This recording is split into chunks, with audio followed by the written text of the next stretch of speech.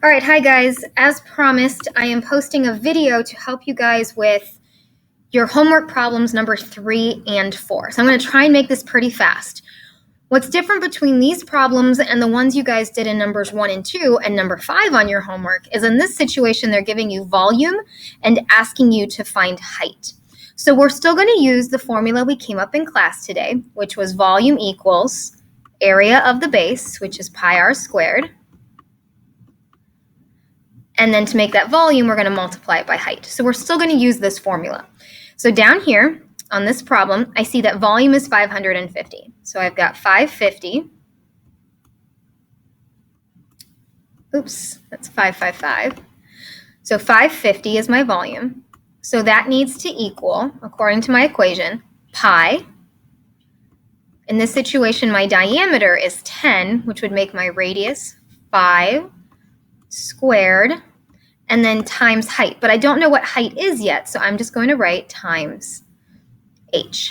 Now, really, you guys have enough information from what we've done in the years past to solve this. But I'm going to give you guys a little bit of a helpful hint. All of these here are numbers. I know it's hard to imagine that pi is a number, but it is. It's 3.14. So I'm just going to go ahead and plug this into my calculator and turn this into one number instead of three numbers. Grab my calculator here. So in my calculator, I'm plugging in 5 squared times pi, and I'm going to round it to 1 decimal point. So I now have 550 equals 78.5, and that's still multiplied by height. So essentially, this is the area of my circle, and I would multiply that by height. Well, now it's a one-step equation. So all I have to do here is divide both sides by 78.5.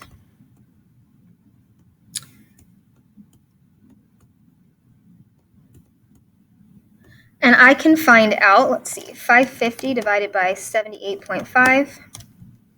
So my height, according to my calculator here, if I round it to 1 decimal point, is 7. And let's include units.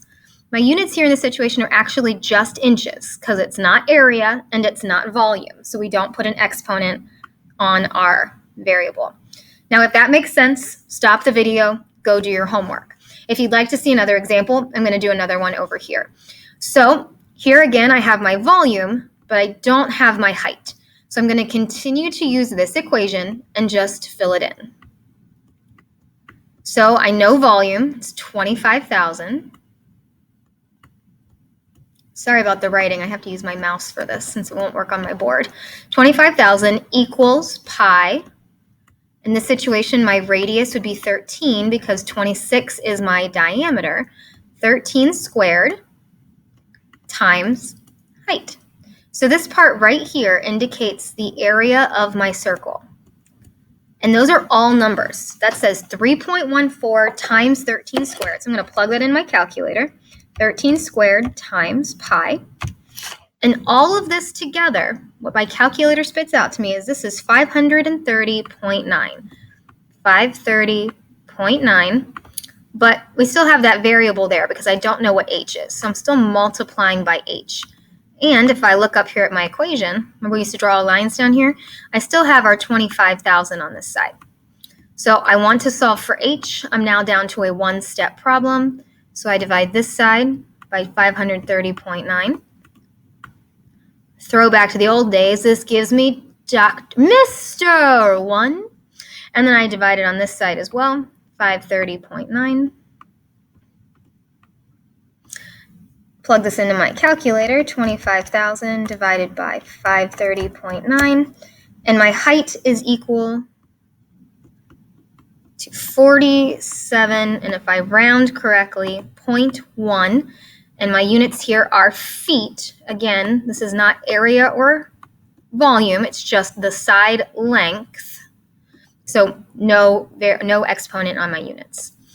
Hopefully that helps. If not, we're going to talk about this again tomorrow, but please rewatch this and pause as you go to work on your problems for homework. Just as I do a step, you do it, pause it, finish that step, and then play again. Hope this was helpful. You guys have a great night, and I shall see you tomorrow.